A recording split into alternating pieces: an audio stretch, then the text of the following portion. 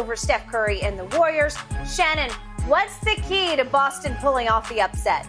They got to play defense. They got to be outstanding playing defense. And they got to take care of the basketball. Skip, it's very seldom that you play an offensive team and you beat them at their game. Golden State is an offensive-based team, although they do play really good defense, but they're an offensive-based team because they can let the three go at any time in any location on the court.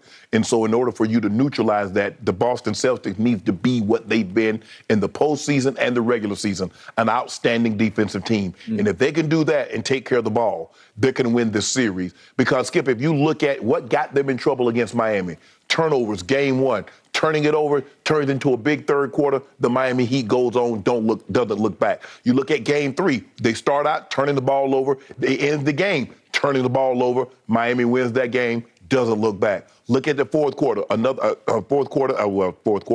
game six. Jayson Tatum has another 7 turnovers. If I'm not mistaken, Jalen Brown has another 4 or 5 turnovers. Turnovers is what got them in trouble. Because in turnovers against the Golden State Warriors, you pay double because it's going to get them out in transition, and they're looking to shoot threes in transition. Wide open threes, walk into it threes, and you can't afford to have that happen. So I'm expecting them to be who they are, and who they are is an outstanding defensive team. You look at Tatum and Brown, the two best guys that score in the fourth quarter in the playoffs. Brown has 120 points. Tatum has 114. Steph has 113. Skip, I know what Steph Curry is. I know what he's capable of doing. But in order for them to win this series, he's going to have to be Steph, and he's going to have to get either Wiggins or Clay to consistently go along with him. Because I believe the Boston Celtics big two is going to give me somewhere between 50 and 60 points on a nightly basis. They're going to have to do that. Now, if Tatum can come in there, if Marcus Smart can come in there and between the three give me 70, it's a wrap for y'all. It's criminal. Sweet. It's a criminal. It's a wrap. Really? Yeah. You know Christmas time, and would you like that wrap, Mr. Bayless? Yeah, I like that wrap. Those three guys give me 70 plus on a nightly basis. Mr. Sharp, would you like that wrap? I sure will. I sure would. Would you like it wrapped in 4 games? Yeah. No. We got to make some money. We got to have something to talk about. We got a vacation coming up soon. And I need to talk about this all the way up to my vacation. So when I'm on vacation, I don't have to worry about hearing your mouth in my mind. Is that why you upped your prediction from Boston in 6 to Boston in 7? I would have took Boston in 6 had they won game 6. They ticked me off. I saw some things that I didn't like because I thought they had corrected it from games 1 and 3. Clearly, they didn't learn their lessons. But I'm thinking they're going to learn their lessons. We're going to get this thing at 7. That's not real confidence when you're picking something in 7 It games. is. They're not. You made the case for 5 games, and then you're picking in 7. Hold on.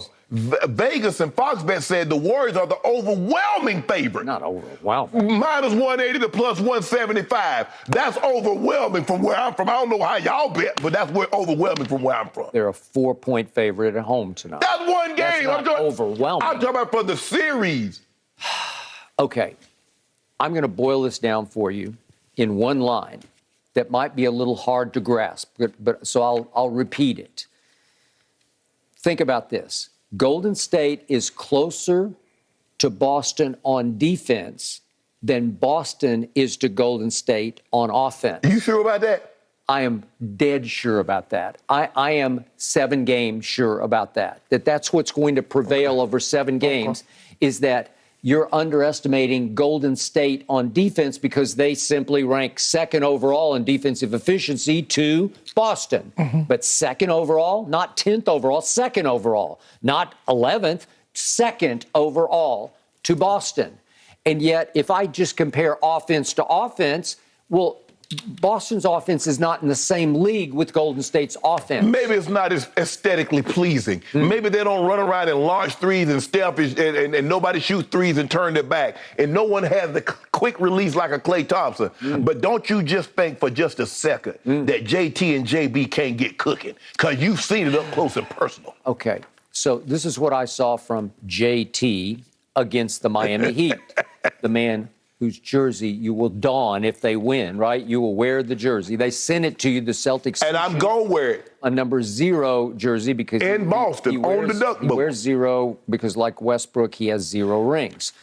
Okay, what did I see in Game 1? Yeah, I saw Jayson Tatum in Game 1 at Miami go 2 of 9 from 3 with seven turnovers. Yikes. Then in Game 3, first game in Boston, I saw Jayson Tatum shoot 3 of 14 from the floor and 1 of 7 from 3 with 6 more turnovers. Yeah. They lost by 6 at home to. They did. They lost, Skip. Really? Wow. Okay. Then Game 4, he went 1 for 7 from 3, but they won. So I'll give you that one. But then we fast forward to Game 6. Ugh. Really? 7 more turnovers in Game 6? How can you do that? He had 4 turnovers in the fourth quarter. I said that. Okay, well, I'm just saying, I'm driving home your point, and then we get to Game 7, and your difference maker down the stretch of Game 7 at Miami, the last 4:28 of the game, he takes 0 shots. He had nothing to do. No. See, you don't want to talk about that big 3 that he hit, and he hit another shot on Jimmy Butler as the clock was running down. Give Miami credit. They forced the ball out of his hands. He made the right play. Marcus Smart all of a sudden thought he was Steph Curry and started letting 3-pointers go. But they still won. Do you trust him? Yeah, I trust him. Give you consistent superstar performances over 7 games? Because I don't. Well, let me ask you a question. The history is screaming at you. And remember, they lost 2 games at home to Milwaukee and 2 at home to Miami.